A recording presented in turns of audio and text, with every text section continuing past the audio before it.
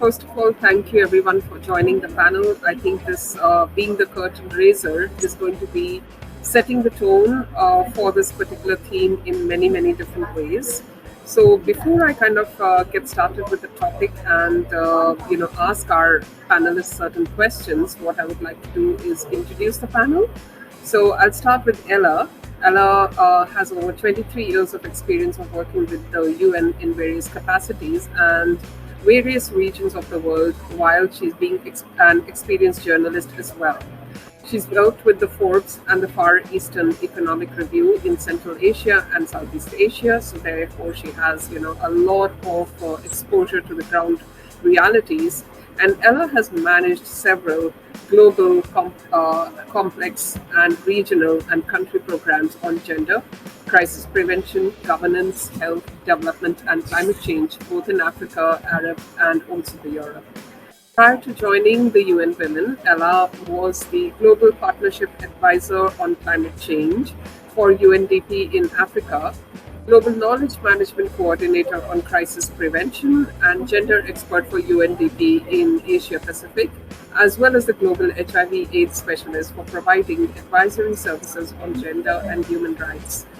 Ela, we are really privileged to have you here with us to shed some light and to kind of discuss topics that are of importance right now. I move on to our next really brilliant panelist, who I also happen to kind of know personally, and every time I meet, I discover a new dimension of her. So the very much multi-dimension personality, Dr. Bhavani Rao. She served as the coordinator for Civil 20 Working Group on Gender Equality and Women Empowerment for India. She's also the Dean of School of Social and Behavioral Sciences with Amrita Vishwa Vidyapeetham, a top-ranked university in India. She's also the director of two research centers, Amachi Labs and the Center for Women Empowerment and Gender Equality. She's been appointed as India's UNESCO Chair for Gender Equality and has been serving as a chair since 2016. Since 2009, she has led many fields of research and projects funded by international and national institutes, including UNDEF, UNICEF, Ministry of Skill Development and Entrepreneurship, Department of Science and Technology, National Skill Development Center, NABARD, and several foreign institutes. Her work focuses on empowering vulnerable communities, specifically women in rural areas, and by providing them with vocational and life skills assisted with the latest technologies. Quite a fascinating mix of things that she does. I think I would really encourage you to go and see what she does at the Amachi Labs. She's also the author of more than 100 publications, patents, and recipients of many awards. I think after the panel, the one question that I will have for Bhavani Rao ji is that how do you manage this? So that's something that I would like to ask. We do have with us, Pille is not yet with us, but let me kind of just give you a little bit of a background of Pille. Pille has nearly 20 years of experience in the domestic violence field, helping to start the first women's shelter in Estonia in 2002. Since 2011, she has led the expansion of Shelter for Women's Support and Information Center, which carries out research and international projects in gender-based violence. Domestic violence is her forte, and related areas such as cyberbullying and sexual harassment. Currently, she serves as the Vice President of Women Against Violence Europe, which is the WAVE network, and it is expanded across 160 different countries and is the largest organization of its kind in Europe. She's also lectured around the world on this topic and empowered several women in general. I would now kind of move on to the fourth and the youngest panelist that we have over here, the voice of the youth, Aniket. Aniket is the co-lead at the Gender Lab Voice program under Redefining Masculinity's vertical of the Gender Lab. He loves spending time with adolescent boys, listening to their questions, getting to know them better, and he believes that all adolescents have the potential to become change maker. He aspires that he creates a safe space for them and where they're able to kind of, ask their true and authentic questions and discover themselves. In his free time, Aniket is either humming or listening to music. And believe me, what Aniket is doing is actually kind of, nurturing the second level or the new generation of the youth. Welcome to this panel, Aniket. So, with no more ado, I think, with the introductions being done, my first question comes to Ella.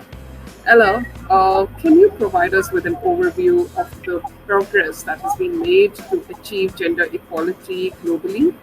And what are some of the persistent challenges that continue to hinder their progress? I know with COVID-19, we really kind of got hit quite badly, but there are certain repetitive patterns, and they would continue to kind of, hinder the progress. So I would like you to kind of, focus and bring those areas really out. Great. Thank you so much again for the opportunity to being part of this panel. This is an excellent question and one with multiple dimension, layers, and possible answers.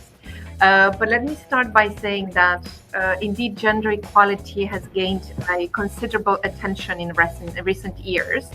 And we see it in the number of women in legislative position that has doubled in a generation, in reduced global maternal mortality, and in women's increased life expectancy.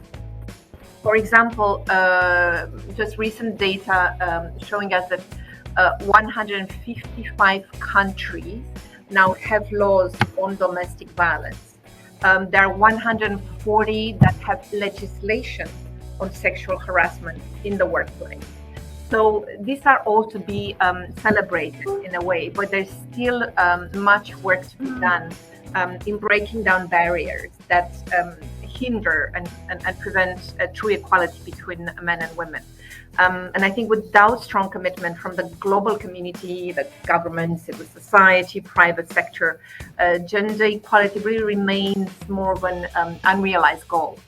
But as I mentioned in my introductory remarks, and we've heard from most of the speakers, and you also very clearly outlined as well, in your question, that indeed we live in an era of multiple interlocking crises at the moment, including climate, conflict and war, and COVID recovery. So the power and the imperative of gender equality actually could not be more urgent. So one thing this crisis that have in common is that they can lead to devastating setbacks for women and girls, particularly those who are the most vulnerable.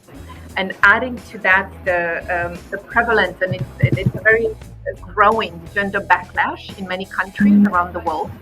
And then this creates really, it seems more like a perfect storm that threatens in a way gender equality. So for instance, violence against women still remains quite high. Global health, climate, and humanitarian crisis have increased risks of violence, especially for women and girls. Women feel more unsafe than they did before the pandemic. Also, women representation in position of power and decision making also remains below parity.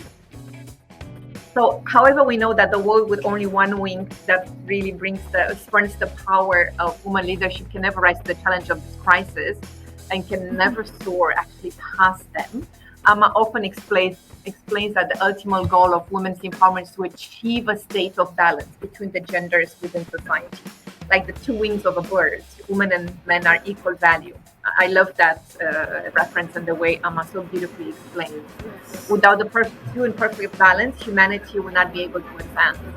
But still, if the change continues at the current rate, global analysis really shows that gender equality really can remain unrealized for centuries to come. And if I may, I just want to share a very sort of critical latest data on gender that I think can really help us to better understand and to really see a bit the larger landscape of where we find ourselves. and where we're moving globally. First of all, just to say that there was a gender report last year on the SDG progress that really painted a very bleak picture, actually, that really was showing that more than 25% of the SDG gender indicators are far or very far from the 2030 target. And I think a number that really been sort of sitting with all of us is that the current rate of progress, it would take nearly 300 years to reach gender equality. I mean, 300 years if we go at the current rate of progress. Similarly, it could take another 286 years to reform legal frameworks, to promote, to enforce, and to monitor gender equality in the public life. Something also quite sort of disturbing is that of women and girls aged between 50 to 49, more than 1 in 10, I mean almost 12%, were subjected to sexual and physical violence as well by partners in the last year. Or to end child marriage by 2030, progress must be made 17 times faster than it was over the last decades. And I think this is in line with a lot of many other findings, that there is a little progress on global gender equality between 2015 and 2020. And that was before the setbacks due to COVID and recent humanitarian economic crisis. But just to also say and conclude with that, only last month, actually, there's a new report that has come out by both UNDP and UN Women that provided for the very first time a more comprehensive picture of progress in women and girls development, and that covered around 110, 114 countries with the data. So the report really showed that no country has achieved full gender parity, and fewer than 1% of women and girls live in a country with high women's empowerment and a small gender gap. So we really learned that women's full potential remains unrealized. The gaps and the deficits remain wide. And globally, women also are empowered to achieve, on average, only 60% of their full potential. And their opportunities compared to those of men also remain quite subpar, because I think women achieve on average 20% less than men across many dimensions. And what was really revealing as well, and again, this report was more for the purpose to feed into the SDG Summit coming in September, to make sure that world leaders are taking on this data to propose actionable initiatives moving forward and intervention. But I think what really highlighted as well, that 90% of the world's female population, and we're talking about here about 3 billion women and girls, live in countries that are really characterized by low or middle women empowerment and low or middle performance in achieving gender parity. So it's really, I think, important to acknowledge that gender inequality persists in so many various aspects of our lives, and that norms and cultural expectations really play a significant role in perpetuating this gender equality. So it's a lot we can do, but I can come back to that as well if Sure. Question. Sure. So thank you so much, Ela, for highlighting, the gravity actually of the situation. I fully understand that, and I did kind of expect that yes, there would be a lot of work to do, but I did not really grasp the gravity until you kind of highlighted and gave us that data points. So thank you so much for bringing that, and that kind of segues me to the next question that I have for Bhavani ji.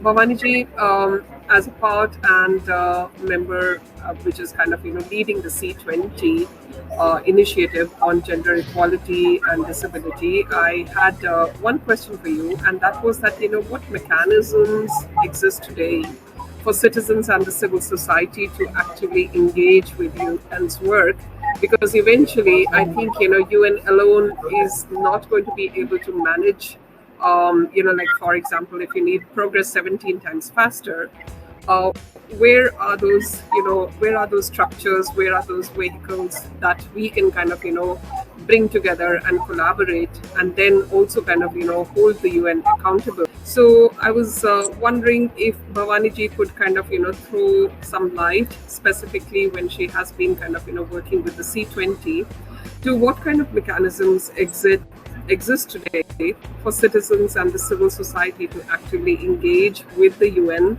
and work collaboratively, but at the same time still hold it accountable to its targets. I honestly, Simiji, the better person to actually answer that question would be Ela. She works for the UN. So she will actually be able to give you a far more deeper insight on how citizens can actually engage with the UN. Of course, there are multiple ways, and I'm really not the authority to speak on that. We only work on small projects.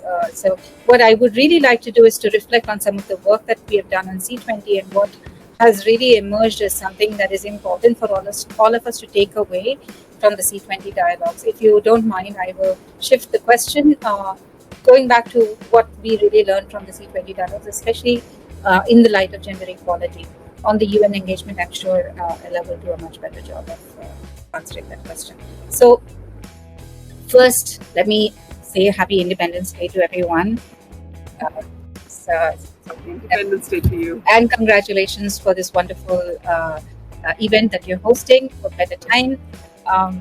The thing is also it's titled ChangeMaker. So the first question is, when you're talking about change makers, what change and where is the change happening? And if you reflect back on the C20, our tagline was, "You are the change." So we come back to the point where we must realize that we must actually embody this change, and we embrace this change that we're talking about. When we're talking about change makers, the change first needs to happen within us, and this is one of the first and most important takeaways of the entire 20 deliberations. Why? Because it gives you a certain ability, it gives you a certain respect and immense amount of courage to actually embrace or embody the change. Humility, because you can learn from others. Respect, because you respect, and with humility comes the respect. You learn from the successes and the failures of others, and so you're not with any judgment or criticism, but you understand that somebody's made an effort, and therefore with courage you move forward based on the knowledge of what you've learned, but also to know that you may just as much fail, and with your humility and with your respect for others, there is something that is very inherent, that is in embracing the idea that you have to be the change that you seek in the world. You cannot go out and change the world. There's something very judgmental about that approach. So one of the fundamental things when we talk about change is we talk about ourselves. Second is, change is the nature of the world. Whether we do anything or not, the world is going to change. So what kind of change? We've been talking about positive change. And positive change, you can't also sustain positive change, because positive change will also change. So what is it that you can actually root yourself is that you can actually move the trend towards something positive. And these kind of things really come out only when there are certain fundamental things that you put in place, that you know that no matter what the change is going to happen, you're going to veer the whole thing in a positive direction. And these are values like compassion and pride. And this is probably one of the most important core learnings that has come about from C20. Whether we're talking about gender equality, whether we're talking about sustainable communities, whether we're talking about climate change, we're talking about disaster resilience, like in COVID or anything, it has always, all the conversations have turned around and pivoted to this very, very fundamental values. And it calls for a shift in perception, a shift in approach, in how we view things.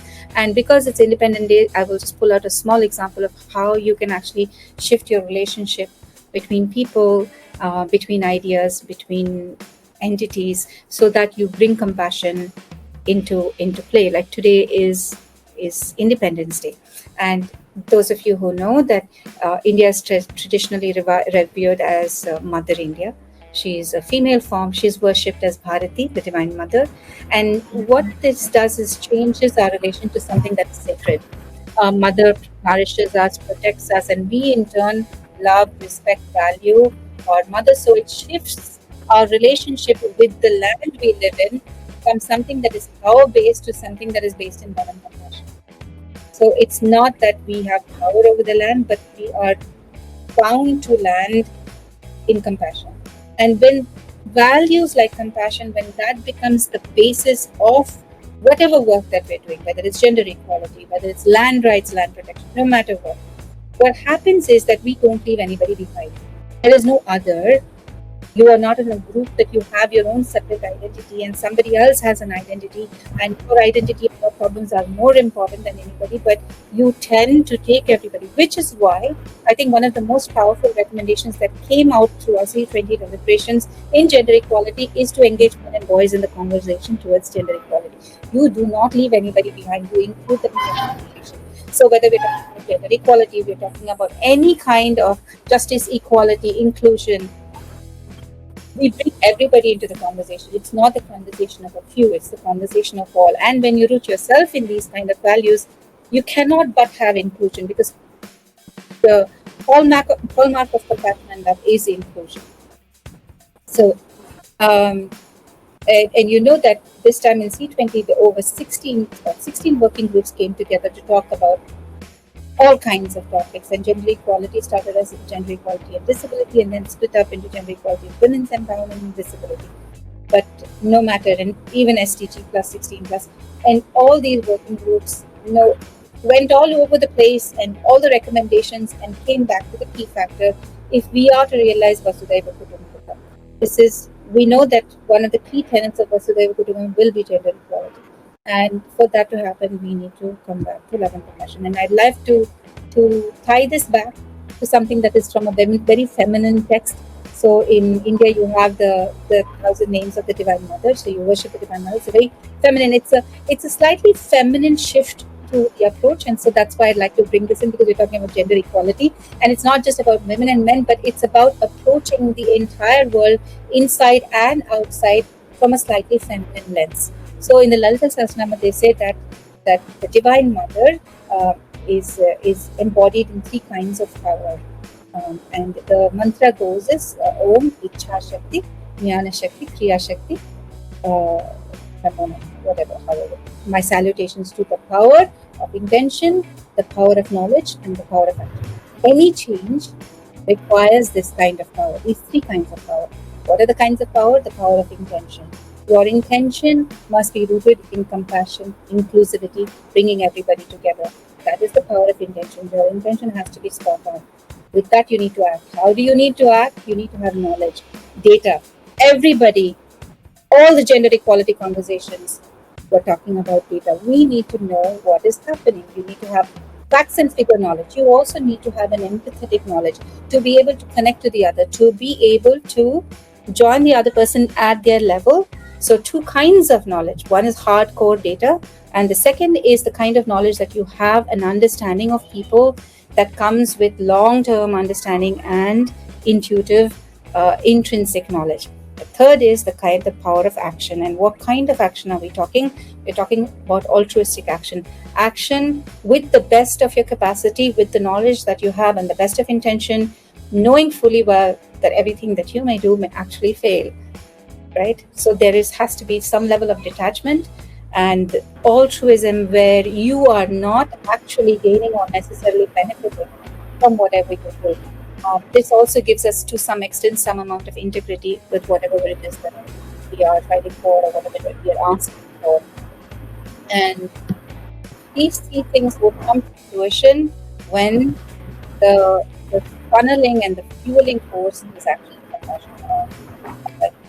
To me, our gender equality conversations were taken to the next level, because gender equality was not men and women or transgenders or any kind of gender the rainbow. It was about also balancing the masculine and feminine within every one of ourselves, and looking at the world in a balanced lens of both feminine and masculine approaches to life. That's what I would like to share. Thank you. Thank you, Bhavani ji. That was so beautifully expressed, rooted in the heart. And I'm going to be kind of, listening this through in my head before I sleep today. Thank you so much. Before we go on to our next question, I would like to welcome Pille. Pille, we introduced you to the audience over here. Pille was facing a little bit of a technical challenge, but I think she's just in time to take her question, which is that gender-based violence remains a pervasive issue globally. How does your network collaborate with other women's groups to address the violence against women and provide also support for the survivors? Thank you. Thank you for a question and thank you for invitation. I was listening to the panel from other device that seemed not to connect me otherwise. So it's very good to hear both Ela and Bhavani talk about what were your insights about the topic, because generally gender equality, take up equal representation in governing, everything is directly connected and comes down to violence against women. The more equal society is, the less there is violence. It is as simple as that.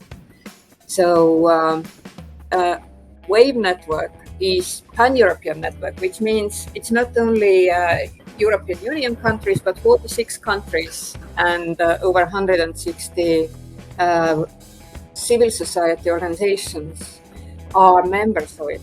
And how do we work, or how do we cooperate? We do it in very different level. Like our own members, we are sharing information, and we are also like cooperating for international projects to increase our capacity at the place, like capacity of doing advocacy. Because civil society generally is very, very underfunded, is usually overworking, and is taking over the work or tasks that we see the government is just not able to perform, just to help our women and children to escape violence. Because when we are doing only this bare minimum that is agreed at first place, then that may send these victims back to their families, where they at least have some kind of economical security plus roof over the head, despite the violence. So we are doing this amongst each other within our network. Plus, as a network, we are also advocating inside the countries, but also in European level for legislative change. So different changes, like currently there is European Union that is adopting directive on violence against women and domestic violence. So in order to get it more powerful, the directive, we as different civil society networks as well are doing very strongly, like having discussions, trying to pursue members of parliament to work. And this is something that, of course, like NGOs, like my own, the grassroots level one alone cannot do, but together with others we can. What we also do, we are cooperating with other regions. Like we have global network for women's shelters, which involves shelter representatives of all continents. And one of these initiatives that is also supported by UN Women, luckily, is database, global database of helplines, violence helplines, crisis helplines, sexual violence helplines that are secure in the sense that they are controlled and they are like periodically checked that situation has not changed. And we see that we all already have been able to help women in other continents to get help. Like I got a call or questions from Argentina, how or where to turn to, and I said go to Lila.help, and look what is the closest shelter around you. Or we got also from Vietnam, like where does woman work. Doesn't matter if it's local woman or it is a woman who is doing international traveling, or the woman who is actually a victim of human trafficking and ends up in the other side of the world. So this is another way of how to cooperate, and how to cooperate and how to advocate. And so also what we have done, we were also in July, in beginning of July, high-level political forum where Women's Major Group was advocating strongly to keep the language of women's rights and violence against women inside political documents. So this is all what women's movements together can do. If you think now other way around, like how to change a life locally, or how to work like in my own neighborhood, then it is pretty much the same. You as NGO are looking around and finding similar-minded NGOs who you can cooperate with money or very small amount of money. You start from somewhere and you start like increasing the network of people who are similarly minded. And like for us, we have said for several years already that the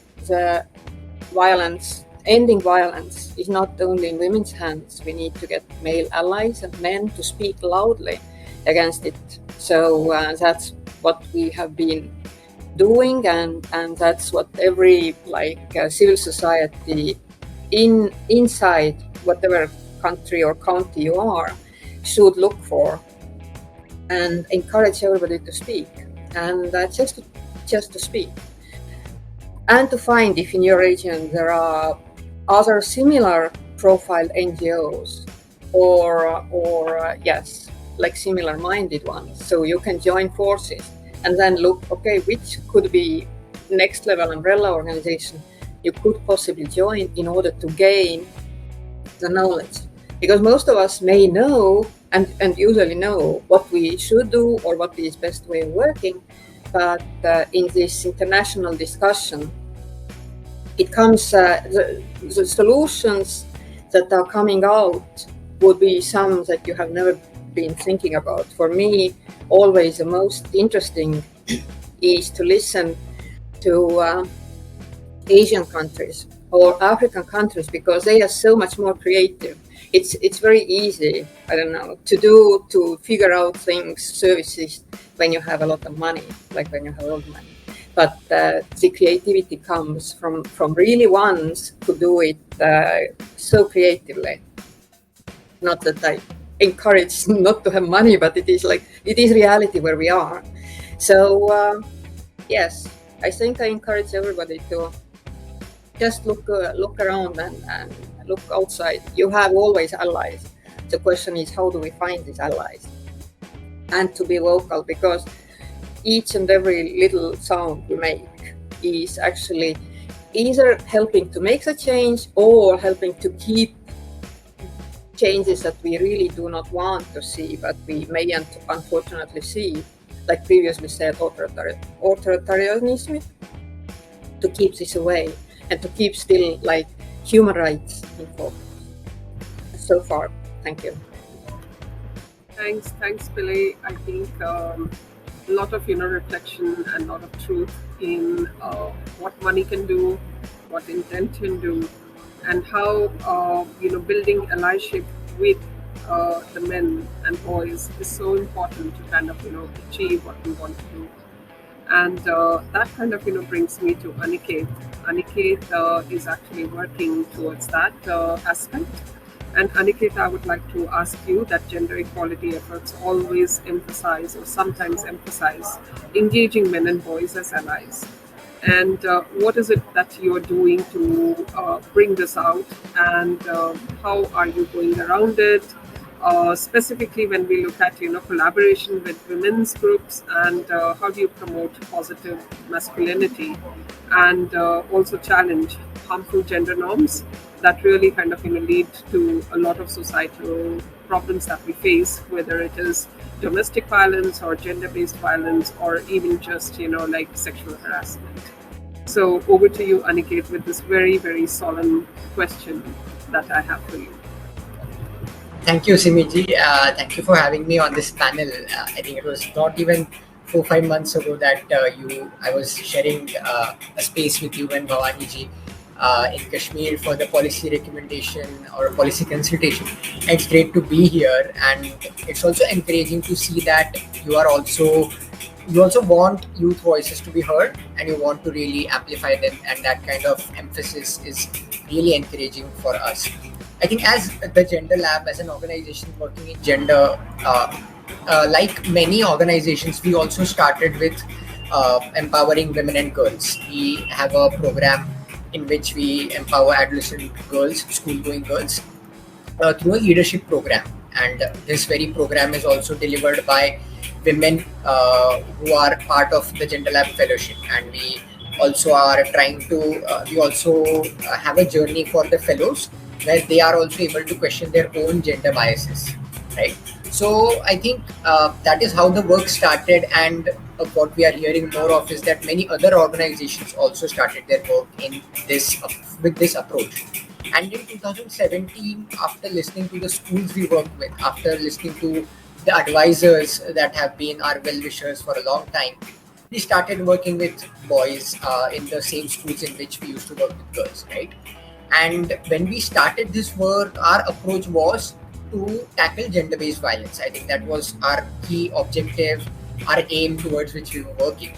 And over the past few years, our approach has also shifted a bit, right? And we have thought about it a lot. Every year we sit and reflect on our approach, our module, our content that we are delivering. And we also realized that just engaging men or young boys with the idea of them being allies to the feminist movement, or them being gatekeepers of women empowerment, or for example getting girls to school. We also need to talk about the certain effects of patriarchy that they are facing. We all know that definitely men and boys have the privilege in a patriarchal society, but that privilege comes at a cost, and it comes at a cost of being, for example, the breadwinner, having to fit in what we can call a man box, right? And it is important we realize to get this issue in front of their eyes, that even though they are getting a certain privilege, there is also a certain cost they are paying for it. And it shows up in various ways, right? One of them being the normalized violence that they face as well as propagate. And it's not just within adolescents, it is across age groups. It is being propagated by, in one way, through corporate punishment by parents and teachers. And then when young boys are seeing that, they also feel that it is normal, and then the same behavior is seen between them as well. So the Gender Lab Boys program in schools focuses on certain themes such as gender stereotypes, violence, unpaid care work, very specifically. And through this is how we are trying to engage them in a conversation where they are also able to see some value in engaging in this work, right? Or often the question comes about from boys or in general that what is in that for us, right? And also we try how they can also see it, how the program is going to impact them. What we have seen, I think another program that has emerged out of this program of engaging boys is How We Raise Our Boys. And it is a program in which we engage educators in a multilingual program. This program happens across 10 regional languages in India being such a diverse country. We also realize that some of the educators in our system really want to engage in this work, and they are lacking the tools or the means to do so.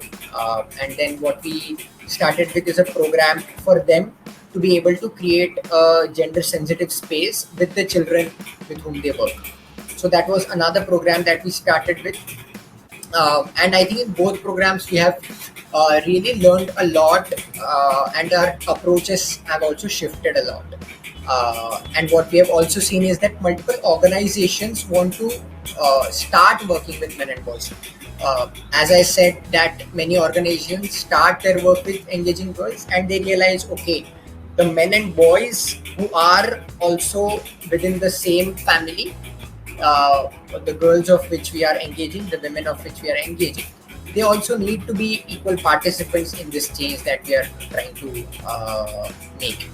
And just to conclude here, it is, as I said before, encouraging to see that under the C20 gender equality group, it was very important for us to see that a lot of emphasis is now being put on engaging men and boys. As Dr. Bhavani ji also said, we could see across gender equality subgroups that masculinities or engaging men was a focus area. The keywords were present in the top policy recommendations. So we are really hopeful that more and more impetus will be seen on this front, and we really hope that we can all join hands to also accelerate this change by involving more men and boys in this conversation. So yeah, that would be my piece. Sure. Thanks, Aniket. Aniket, that was really rooted in truth. And it also reminded me about what Ella said, that men and women are actually two wings of the same bird. And if you cannot fly with one wing, I don't think you can even kind of think of solving any kind of an issue with just one wing. So definitely allyship is something that we should kind of go to, and I'm really impressed with the kind of work that you're doing at the grassroots level to bring about not only a change in the behavior but also the mindset. So I think that's really, really important. Thanks for sharing that experience with us and what you're doing. We will now kind of, I'm looking at the clock and we have about 10 minutes in hand. So about, there are a couple of questions that are there. If we could just spend about, a couple of minutes each and really kind of, I would request you to be very brief about these questions. So my first question that is going out is to Ella. Ella, we know that UN works with diverse women groups to collect and analyze gender disaggregated data to inform decision making. How do you do that, and what kind of data gaps can be addressed a little better to look at specific challenges faced by different groups of women? How do you kind of approach it from a data and an evidence-based research perspective? Great, thank you so much. I'll try to be brief. But indeed, I think gender data plays an absolutely critical role. And as Bhavani has also mentioned, it's a really prerequisite that really allows decision makers to not only identify the most marginalized, but to understand how they're affected in order to craft effective policy responses as well. As I mentioned, we just sort of released this new report that is the contribution to SDG stock-taking moment. But I think what we really missed from that whole exercise is we need to improve production and the use of gender data to ensure other relevant dimensions, for example, unpaid care and domestic work, gender and the environment, but also ensuring that more countries are included. So we need more data disaggregation by region, subgroup, that is really critical to ensure that the challenges of marginalized women and girls are identified and addressed. But I think a really important as a challenge for increasing gender data availability is this massive underinvestment in core gender data system. I mean, it's really estimated that about, I think, 500 million it's needed from donors annually from now to 2030 to really fund this core gender data system and close the data gap. And I think, what we've heard from some reports as well, that the global support for gender really it rose in a way the past 10 years, but support for gender data dropped by 50% in 2020 compared to the 3 years before. So this is almost like 3 times the drop in funding to overall data and statistics. So this is really a massive challenge that we really need to address. And it could sort of, even the data for the SDG indicators, it could take 22 years for countries to make all this SDG gender data available. But let me give you a concrete example on how we work with CSOs on data. I've been heavily engaged in providing support to women, displaced women and girls, since the beginning of the Russian military invasion. So Ukraine became one of the very complex emergency with over 3 million refugees fleeing the country. And women groups and civil societies have been really quick to react to immediate priorities of their communities. They were the ones who really were able to face all the challenges and provide support to numbers of internally displaced people. So to better understand the situation for the women CSO, what we've done is conducted a rapid survey to help inform the decision-making of the national and international stakeholders and advocate, of course, for the support of civil society. So how did we do it? So we distributed a survey online through all our UN networks. We received responses from over 70 civil society organizations from across the country. And we developed reports with raw data that also included findings from group consultations organized with women CSOs and national gender machineries. So the country level really conducted this rapid gender analysis that are really critical in sort of capturing the raw data and informing humanitarian response and advocate for priorities for the most vulnerable groups. There are many other challenges as well disconnected to data producing users, but I'm not going to dwell on that. But if I may just take 1 minute I really want to reflect on what Bhavani also said on the feminine approach to our efforts to address gender, because, and again, just to share a personal story and highlighting the importance of placing a feminine approach and motherhood at the center of our efforts. And I think something this is Amma has often talked about. The greatest strength of a woman lies in their innate motherhood, in their creative, life-giving power. And for some of us who know children, how to use this mothering creative power towards others and projects. So really this power can help women to bring a far more significant change in society than men can ever accomplish. And I think, I'm from Romania, so I was sort of at the border as a volunteer when during the Ukraine war, when the invasion had started, and was followed by an exodus of Ukrainians. So I was really helping the recently displaced women and children. And I spent a few days at the border, welcoming and guiding them towards safe and warm accommodation, providing them with immediate needs. I remember that every 30, 45 minutes, a boat full of 150 women and children and elderly were entering the country. So it was a really humbling experience. I was deeply moved by their grace after traveling up over 20, 30 hours to escape the war in chilling weather conditions. And the moment they set on Romanian soil, they were grateful, they were calm, they were compassionate and caring towards another. Even they were offered food, toys, clothes for themselves or their children, they respectively declined and said others needed more than we do. We're just grateful we made it. So these are the qualities that we need to nurture: compassion, patience, love. Amma says that the love of awakened motherhood is the love and compassion felt not only towards one's children, but also towards people, animals, and plants. So I think being mindful towards the finite resource and overconsumption can help us to achieve this true harmony and living with Mother Nature and true equality in our society. Thank you. Sorry if I took too much time. Thank you for that, Ela. I think, wars are really horrible things, and to experience that in the way that you shared. Thank you so much for kind of sharing.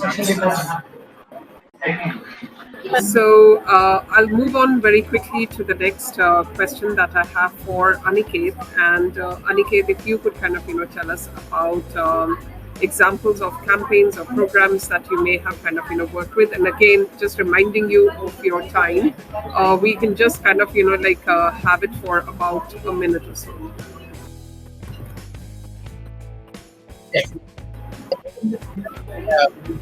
Okay, looks like Aniket has dropped out. Oh no, he's back. Yeah. Yes. Yeah. So Aniket, the question was if you heard the question. Yes, I did. Yes. So I was just saying, across the globe, I think one of the most prominent campaigns that is run, I think I'm also happy to paste the link in the chat box, that is the Global Fatherhood campaign that Men Care does in an effort to involve more men and boys in caregiving in the household. Another is the Boyhood Initiative, which is really trying to redefine the word masculinity for young boys, where they are able to share emotions in healthy ways. and one of the common ideas being how to break free from gender stereotypes and also stand up and talk against bullying, which is one of the most, I think, worrying issues that young boys face. And what I was also talking about, normalization of violence that we are able to see every day on feed as well. So these are two of the global campaigns that we can see and participate in. Men Engage Alliance as a global alliance of change makers or organizations and individuals working in the field of engaging men and boys is a great place to learn more about the different intersections on which engaging men and boys can happen.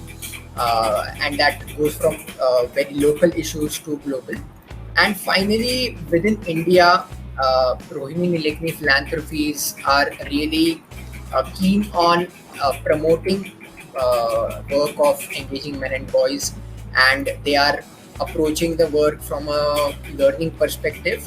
And there are close to 10 organizations, if I'm getting the number right, who are working in the field of masculinities around sexual and reproductive health, redefining masculinities, using sports, for example, to talk about masculinities and engaging men and boys. And yeah, various other themes across which they work in age groups starting from 5, 7, 10 to 50 as well. So I think a lot of work going on and a lot of momentum getting built in the work of engaging men and also talking about masculinities, not just with men, but also other gender identities as well. So yeah, that would be few places that we can look up to when thinking about programs and campaigns in the field of engaging men and boys.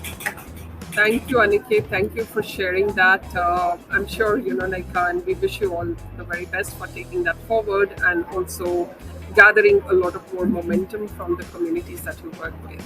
My closing question and the last and final question for this panel is for Bhavani ji. We are all kind of, working and also kind of, gaining step by step, day by day, certain amount of success. But sustainable change requires a long-term effort. So, and specifically since you've been working for a very long time in achieving women's equality and initiatives which are integrated with women's and groups, and also working with UNESCO, NSDC, and so many other organizations, I just was wondering, what is it that you do to build capacities and to maintain the momentum for their advocacy work? Thank you, Simi. Like I mentioned, change is the nature of the world, and so change will always happen. It's you want to sustain the direction of something, then what do you need to put in place? So one thing I think we learned very early on in our work is that you're dealing with a complex system.